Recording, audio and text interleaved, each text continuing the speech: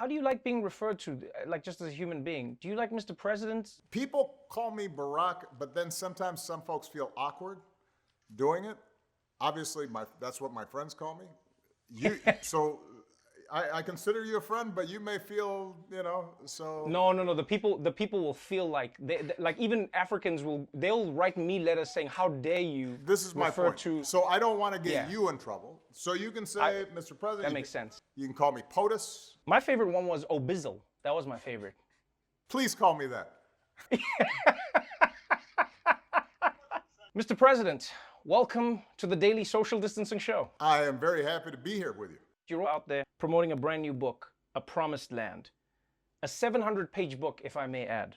I love reading your stuff, don't get me wrong, but like I would have liked 350. Why 700 pages? I would have broken it up even more, but the publishers thought that breaking it up into 2 volumes would be about right. And look, the goal of the book was to give people a sense of what it's like to be in the White House, right? As a normal person, finding themselves in extraordinary circumstances. And I think part of the goal, particularly for young people, I wanted them to get a sense that not everybody's going to end up being president, but if you decide that your voice makes a difference, if you decide that you can have an impact, then through the ups and downs, you will end up having some pretty extraordinary experiences. And I wanted it to be an encouragement for people to say, the guy, yeah, he's okay, but he's not so special. And look what he ended up doing. Maybe I can do something as well. It feels like this book is Barack Obama convincing Barack Obama to remain optimistic. And what I mean by convincing Barack Obama, I think of like a young Barack Obama. I think of a fledgling Barack Obama. I'm not trying to emulate you per se, but rather anyone who's trying to make a change in the world or their world. That's what it feels like. Yeah. If you are writing to young people to be optimistic in the book, what are some of the frustrations that you understand on their side that may hinder that optimism? Because if a young person says, yeah, but this system right now is crumbling more and more, how do you maintain that optimism? Or do you think there has to be a point where they go, I'm not optimistic, I'm just fighting to break what it is to create something new?